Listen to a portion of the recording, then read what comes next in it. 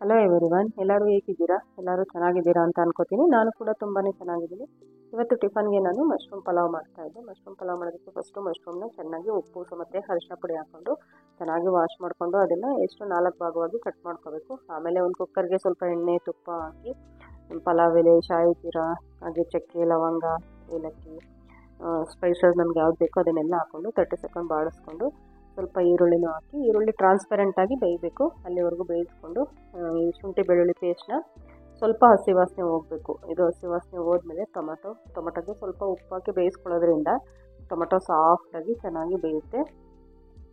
ಆಮೇಲೆ ಅಚ್ಕಾರದ ಪುಡಿ ಮತ್ತು ಧನಿಯಾ ಪುಡಿ, ಅರಿಶಿನ ಪುಡಿ, ಹಾಗೆ ಗರಂ ಮಸಾಲ 4 ಅಷ್ಟೇ ಇದನ್ನೆಲ್ಲ ಹಾಕ್ಬಿಟ್ಟು ಇದು ಅಷ್ಟೇ ಚೆನ್ನಾಗಿ ಒಂದು 30 ಸೆಕೆಂಡ್ ಬಾಡಿಸ್ತೀನಿ. ಇದು ಸ್ವಲ್ಪ ಎಣ್ಣೆ ಬಿಟ್ಕೊಳ್ಳುತ್ತೆ. ಎಣ್ಣೆ ಬಿಟ್ಕೊಂಡ್ಮೇಲೆ ನಾವು ತೊಳೆದಿಟ್ಕೊಂಡಿದ್ವಲ್ಲ, ಅಂದರೆ 2 ಪೀಸ್ ಆದರೂ ಮಾಡ್ಕೋಬೋದು, ಮಶ್ರೂಮು ಒಂದು 4 ಪೀಸ್ ಆದರೂ ಮಾಡ್ಕೋಬೋದು. ನಮ್ಗೆ ಯಾವ ಥರ ಬೇಕೋ ಆ ಥರ ಮಾಡಿಕೊಂಡು ಇದನ್ನು ಚೆನ್ನಾಗಿ ಸ್ವಲ್ಪ ಉಪ್ಪು ಹಾಕಿ, ಅಂದರೆ ಇದು ಉಪ್ಪು ಖಾರ ಎಲ್ಲ ಹಿಡಿಯುತ್ತೆ. ಹಾಗೆ ಇದು ಸ್ವಲ್ಪ ನೀರು ಬಿಟ್ಕೊಳ್ಳುತ್ತೆ. ಮಶ್ರೂಮಲ್ಲೇ ಸ್ವಲ್ಪ ನೀರಿರುತ್ತೆ.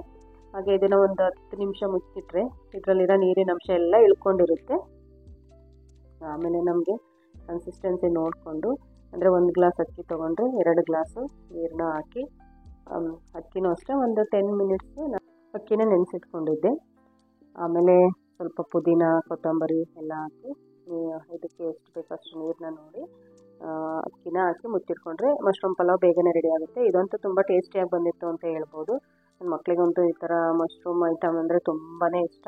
ಇಬ್ಬರು ಅಷ್ಟೇ, ಯಾವುದಾದ್ರೂ ಅಷ್ಟೇ, ಮಶ್ರೂಮ್ ಕಬಾಬ್ ಥರ ಆಗಲಿ, ಮಶ್ರೂಮ್ ಪಲಾವ್ ಆಗಲಿ, ಅಥವಾ ಮಶ್ರೂಮ್ನ ಸುಮ್ಮನೆ ಸಿಂಪಲಾಗಿ ಗ್ರೇವಿ ಥರ ಮಾಡಿಕೊಟ್ರು ಅವರಿಬ್ಬರು ತುಂಬಾ ಇಷ್ಟಪಟ್ಟು ತಿಂತಾರೆ ಅಂತ ಹೇಳ್ಬೋದು. ಚಪಾತಿಗೂ ಅಷ್ಟೇ ತುಂಬ ಸಿಂಪಲಾಗಿ ಮಾಡ್ಕೊಡ್ತೀನಿ, ಅದನ್ನು ಅಷ್ಟೇ ತುಂಬ ಇಷ್ಟಪಟ್ಟು ತಿಂತಾರೆ. ಹಾಗೆ ನಾನು ಪಲಾವ್ ಮಾಡಿ ಟಿಫನ್ ಎಲ್ಲ ಮುಗಿಸ್ಕೊಂಡ್ಮೇಲೆ ಸಾಂಬಾರು ಕೂಡ ಮಾಡಿಕೊಂಡೆ ಹಿಂದೆಯೇ. ಯಾಕೆಂದರೆ ನಾನು ಇವತ್ತೊಂದು ಗೃಹ ಪ್ರವೇಶಕ್ಕೆ ಹೋಗ್ಬೇಕಿತ್ತು. ಅದಕ್ಕೇ ಅಂದರೆ ಇವತ್ತೆಲ್ಲ ನಾಳೆ ಗೃಹ ಪ್ರವೇಶ ಇತ್ತು, ನಾನು ಹಾಸನ್ಗೆ ಹೋಗಬೇಕು. ಅದಕ್ಕೆ ಸಾಂಬಾರೆಲ್ಲ ಮಾಡಿಟ್ಟು ಹೋದರೆ ಅವ್ರಿಗೆ ನಾಳೆಗೆ ಆಗುತ್ತೆ ಅಂತ ಸ್ವಲ್ಪ ಜಾಸ್ತಿ ಕ್ವಾಂಟಿಟಿನಲ್ಲೇ, ಅಂದರೆ ಎಲ್ಲ ಥರದ ತರಕಾರಿ ಕಾಳು ಎಲ್ಲ, ಅಂದರೆ ಮಿಕ್ಸ್ ಕಾಳುಗಳನ್ನ ಮೊಳಕೆ ಕಟ್ಟಿದ್ದೆ. ಅಂದರೆ ಕಡಲೆಕಾಳು, ಹೆಸರು ಕಾಳು, ಹುರುಳಿಕಾಳು, ಹಾಗೆ ಬಟಾಣಿ ಎಲ್ಲ ಕಾಳುಗಳನ್ನು ನೆನೆಸಿ ಮೊಳಕೆ ಕಟ್ಟಿಟ್ಟಿದ್ದೆ. ಅದು ಸಾಂಬಾರನ್ನ ನಾನು ಸ್ವಲ್ಪ ಜಾಸ್ತಿನೇ ಮಾಡಿಟ್ಟಿದ್ದೀನಿ, ಯಾಕೆಂದರೆ ಅವ್ರಿಗೆ ನಾಳೆಗೂ ಆಗುತ್ತೆ ಅಂತ. ಸಾಂಬಾರು ಕೂಡ ರೆಡಿ ಮಾಡಿ ನಾನು ಸಹ ರೆಡಿಯಾದೆ. ಹಾಸನ್ಗೆ ಹೋಗ್ಬೇಕಿತ್ತು, ಅದಕ್ಕೋಸ್ಕರ ನಾನು ನನ್ನ ಫ್ರೆಂಡ್ ಇಬ್ಬರು ಇವತ್ತು ಹೋಗಿ ಸ್ಟೇ ಆಗಿಬಿಟ್ಟು ನಾಳೆ ಗೃಹ ಪ್ರವೇಶ ಮುಗಿಸ್ಕೊಂಡು ವಾಪಸ್ ಬರೋಣ ಅಂತ ಸಂಜೆ ಟ್ರೈನಿಗೆ ಹೋದ್ವಿ ನಾವು. ಸಂಜೆ 6 ಟ್ರೈನ್ ಇತ್ತು. ಅದು ಹಾಸನ್ಗೆ ಒಂದು 8-8:30 ಹಂಗೆಲ್ಲ ರೀಚ್ ಆಗುತ್ತೆ. ನನ್ನ ಫ್ರೆಂಡು ನಾನು ಇಬ್ಬರು ಹೋದ್ವಿ. ಅಲ್ಲಿ ಇನ್ನೊಬ್ಬ ಫ್ರೆಂಡ್ ತಮ್ಮ ಮನೆ ಇತ್ತು, ಅಲ್ಲಿ ಸ್ಟೇ ಆಗೋಣ ಅಂತ ಒಂದು ದಿವಸ ಅಲ್ಲಿ ಸ್ಟೇ ಆಗಿ ಬೆಳಗ್ಗೆ ಗೃಹ ಪ್ರವೇಶ ಮುಗಿಸ್ಕೊಂಡು ಬರೋದು ಅಂತ ಅಂದ್ಕೊಂಡು ನಾವಿಬ್ಬರು ಹೋದ್ವಿ. ರೈಲ್ವೆ ಸ್ಟೇಷನ್ಗೆ ಪಾಪ ನನ್ನ ಫ್ರೆಂಡ್ ತಮ್ಮನೇ ಬಂದು ಪಿಕ್ ಮಾಡಿಕೊಂಡು ಕರ್ಕೊಂಡು ಹೋದ ಅವ್ರ ಮನೆಗೆ. ಅದು ಸಿಟಿಗೆ ಹತ್ರನೇ ಇದೆ ಅವ್ರ ಊರು, ಹಳ್ಳಿನೇ, ಆದರೆ ಸಿಟಿಗೆ ತುಂಬ ಹತ್ರ ಇತ್ತು. ಅವನು ಬಂದು ಜೀಪಲ್ಲಿ ಕರ್ಕೊಂಡು ಹೋದ. ಹಾಸನಲ್ಲಿ ಆಲ್ರೆಡಿ ಒಂದು 2-3 ಟೈಮ್ಸ್ ಮಳೆ ಆಗಿದ್ದಕ್ಕೆ ವೆದರು ಅಷ್ಟೇ ತುಂಬಾ ಚೆನ್ನಾಗಿತ್ತು ಅಂತ ಹೇಳ್ಬೋದು. ಅಲ್ಲಂತೂ ತುಂಬ ತಣ್ಣಗೆ ಗಾಳಿ ಬೀಸ್ತಾ ಇತ್ತು, ಸಖತ್ ಕೂಲಾಗಿತ್ತು ಅಂತ ಹೇಳ್ಬೋದು. ಬೆಂಗಳೂರಲ್ಲಿ ಇಷ್ಟೊಂದು ಬಿಸಿಲಿತ್ತಲ್ವ, ಅಲ್ಲೆಲ್ಲ ವೆದರ್ ಸಖತ್ತು ಚೆನ್ನಾಗಿತ್ತು ಅಂತ ಹೇಳ್ಬೋದು. ಹಾಗೆ ನಾವು ಮನೆಗೆ ಹೋಗಿ ಊಟ ಮಾಡಿ, ಮನೆಯೂ ಅಷ್ಟೇ ಇದು ಇತ್ತೀಚೆಗೆ ಕಟ್ಟಿರೋ ಮನೆ, ಗೃಹ ಪ್ರವೇಶನೂ ಅಷ್ಟೇ ಹೋಗಿದ್ದೆ ನಾನು ಗೃಹ ಪ್ರವೇಶಕ್ಕೆ. ತುಂಬಾ ಚೆನ್ನಾಗಿ ಮಾಡಿದ್ದಾನೆ ನನ್ನ ಫ್ರೆಂಡ್ ತಮ್ಮನ ಮನೆ ಇತ್ತು. ನಾವು ಇಲ್ಲೇ ಒಂದು ನೈಟು ಸ್ಟೇ ಆಗಿದ್ವಿ, ಯಾಕೆಂದರೆ ಬೆಳಗ್ಗೆ ಗೃಹ ಪ್ರವೇಶಕ್ಕೆ ಹತ್ರನೇ ಇತ್ತು. ಅವ್ರದ್ದು ಹಾಸನ ಸಿಟಿಲಿ ಗೃಹ ಪ್ರವೇಶ ಇದ್ದಿದ್ದು. ಸೊ ಹಂಗಾಗಿ ನಾವು ಹೋಗಿ ಊಟ ಎಲ್ಲ ಮುಗಿಸ್ಕೊಂಡು, ಮನೆ ಎಲ್ಲ ತುಂಬ ಚೆನ್ನಾಗಿತ್ತಲ್ಲ. ನನ್ನ ಫ್ರೆಂಡ್, ನಾನು ಗೃಹ ಪ್ರವೇಶಕ್ಕೆ ಹೋಗಿದ್ದೆ, ನನ್ನ ಫ್ರೆಂಡ್ ಇನ್ನೊಬ್ರು ಅವ್ರು ಬಂದಿರಲಿಲ್ಲ, ಅದಕ್ಕೆ ಅವ್ರ ಮನೆಯೆಲ್ಲ ನೋಡ್ತಾಯಿದ್ರು. ಅವರು ಅದಕ್ಕೋಸ್ಕರನೇ ಒಂದು ರಾತ್ರಿ ನಾವು ಹೋಗಿ ಸ್ಟೇ ಆಗಿದ್ದು. ಗೃಹ ಪ್ರವೇಶಕ್ಕೆ ಹೋಗಿಲ್ಲ, ಇವಾಗ ಹೋಗೋಣ ಅಂತ ಊಟ ಎಲ್ಲ ಮುಗಿಸ್ಕೊಂಡು ನನ್ನ ಫ್ರೆಂಡು ನಾವೆಲ್ಲ ಕೂತ್ಕೊಂಡು ಆರಾಮಾಗಿ ಬಾಲ್ಕನಿಲಿ ಜೋಕಾಲಿ ಹಾಕಿದ್ರು, ಅಲ್ಲಿ ಕೂತ್ಕೊಂಡು ಮಾತಾಡ್ತಾ ಇದ್ವಿ. ಆಗಲೇ ಒಂದು 10-10:30 ಆಗಿತ್ತು ಊಟ ಎಲ್ಲ ಮುಗಿಸ್ಕೊಂಡು. ಆಮೇಲೆ ಅವ್ರ ಮನೆಯೂ ಅಷ್ಟೇ ತುಂಬಾ ಚೆನ್ನಾಗಿ ಮಾಡಿದ್ದಾರೆ. ಟ್ರಿಪ್ಲೆಕ್ಸು ಇದು, ಗ್ರೌಂಡು ಫಸ್ಟು ಸೆಕೆಂಡು ಆ ಥರ. ಇಲ್ಲಿ ಸೆಕೆಂಡ್ ಫ್ಲೋರಲ್ಲಿ ಬಾರು ಮತ್ತು ಹೋಮ್ ಥಿಯೇಟ್ರೆಲ್ಲ ಮಾಡಿದ್ದಾರೆ. ತುಂಬಾ ಚೆನ್ನಾಗಿ ಕಟ್ಟಿದ್ದಾರೆ ಅಂತ ಹೇಳ್ಬೋದು. ಹಳ್ಳಿಲಾದರೂ ಸಹ ಎಷ್ಟು ಚೆನ್ನಾಗಿ ಕಟ್ಟಿದ್ದಾರೆ ಅಂದರೆ ಒಂದೊಂದ್ಸಲ ಅನಿಸುತ್ತೆ ನಾವು ಯಾವುದೇ ಮನೆ ನೋಡೆಲ್ಲ ಕಟ್ಟಿಬಿಡ್ತೀವಿ, ಆಮೇಲೆ ಹಿಂಗಿರಬೇಕಿತ್ತು ಅನ್ನಿಸ್ತಿರುತ್ತೆ. ಈ ಮನೆ ಅಂತ ನನಗೆ ತುಂಬ ಪರ್ಸ್ನಲಿ ತುಂಬಾ ಇಷ್ಟ ಆಯಿತು ಅಂತ ಹೇಳ್ಬೋದು, ಅಷ್ಟು ಚೆನ್ನಾಗಿ ಮಾಡಿದ್ದಾರೆ ಇವರು. ಹಾಗೆ ನಾವು ಹೋಮ್ ಥಿಯೇಟ್ರಲ್ಲಿ ಸ್ವಲ್ಪ ಹೊತ್ತು ಮೂವಿ ಕೂಡ ನೋಡ್ತಾ ಇದ್ವಿ. ಹಾಗೆ ಮೂವಿ ನೋಡಿಕೊಂಡು ನಾವು ಮಾತಾಡ್ಕೊಂಡು ಮಲಗೋ ಅಷ್ಟರೊಳಗೆ ಒಂದು 12-12:30 ಆಗಿತ್ತು ಅಂತ ಹೇಳ್ಬೋದು.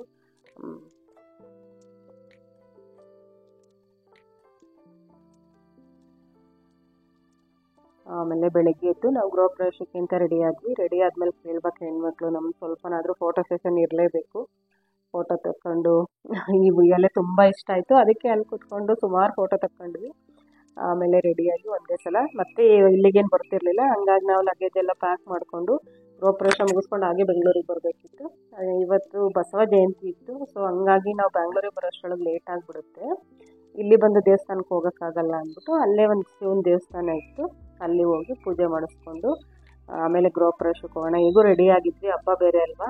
ಇಲ್ಲೂ ಅಷ್ಟೇ, ದೇವಸ್ಥಾನವೂ ಅಷ್ಟೇ, ಇದು ಇತ್ತೀಚೆಗೆ ಕಟ್ಟಿದ್ದಂತೆ ತುಂಬಾ ಚೆನ್ನಾಗಿತ್ತು ಶಿವನ ದೇವಸ್ಥಾನ. ಇದು ಈಗ ಬಸವ ಜಯಂತಿ ಅಲ್ವಾ, ಇಲ್ಲೂ ಚೆನ್ನಾಗಿದೆ. ನಾವು ಬೆಂಗಳೂರಿಗೆ ಹೋಗೋಷ್ಟರೊಳಗೆ ನೈಟ್ ಆಗಿಬಿಡುತ್ತೆ, ಅದಕ್ಕೋಸ್ಕರ ಮತ್ತೆ ನಾವು ಅಲ್ಲಿ ಹೋಗಿ ದೇವಸ್ಥಾನಕ್ಕೆ ಹೋಗ್ತೀವಿ, ನನ್ನ ಮತ್ತೆ ಟಯರ್ಡ್ ಕೂಡ ಆಗಿರುತ್ತೆ, ಆಗಲ್ಲ ಅಂದ್ಬಿಟ್ಟು ಇಲ್ಲೇ ಮುಗಿಸ್ಕೊಂಡು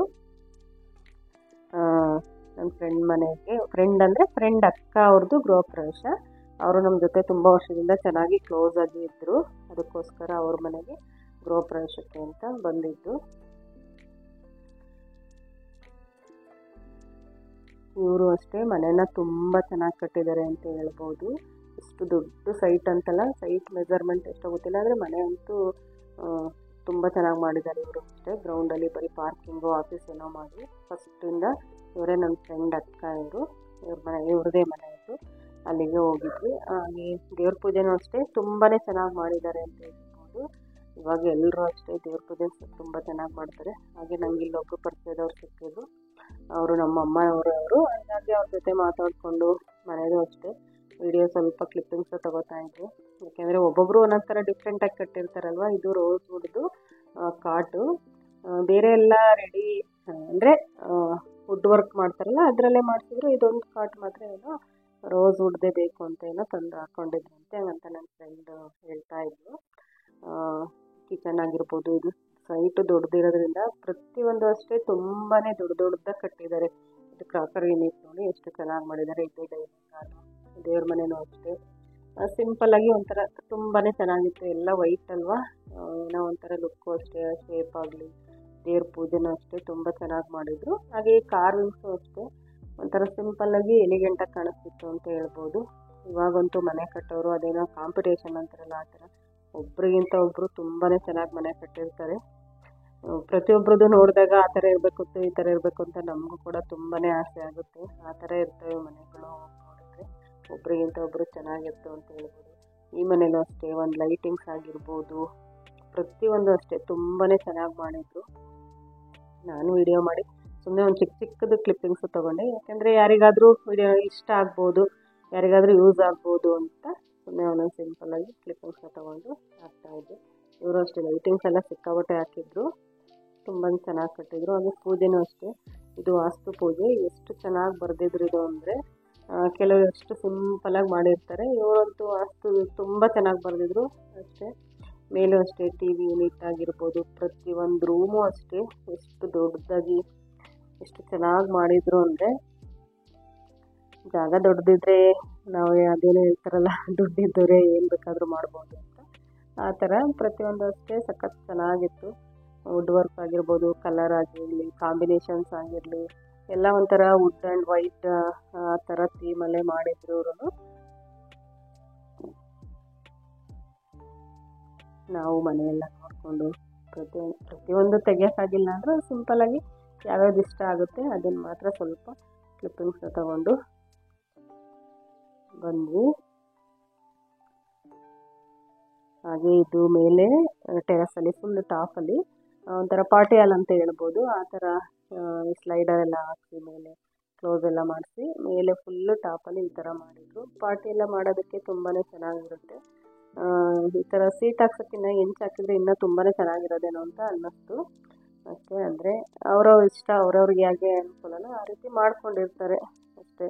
ಹಾಗೆ ನಾವು ಊಟ ಎಲ್ಲ ಮುಗಿಸ್ಕೊಂಡು ಮತ್ತೆ ಬೆಂಗಳೂರಿಗೆ ವಾಪಸ್ ಬಂದೆ. ಮತ್ತೆ ಬರುವಾಗ ನಾನೇನು ಯಾವುದೇ ರೀತಿ ಕ್ಲಿಪ್ಪಿಂಗ್ಸ್ ಆಗಲಿ ಶೂಟ್ ಏನೂ ಮಾಡ್ಕೊಳ್ಳಿಲ್ಲ, ಯಾಕೆಂದರೆ ಸಿಕ್ಕಾಬಟ್ಟೆ ಟಯರ್ಡ್ ಆಗಿತ್ತು.